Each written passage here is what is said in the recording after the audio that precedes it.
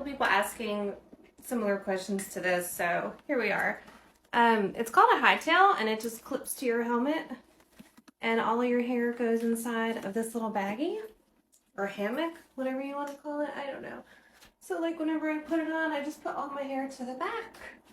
Turn around so you can see. Helmet on.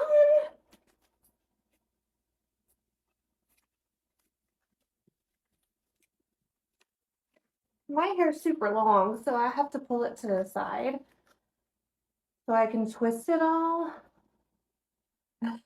And because my hair is long, I have to like fold it. But it does fit. And you just pull a little thing out and tuck your hair inside like that. And so it's not damaged when you're riding, and then when you take it off,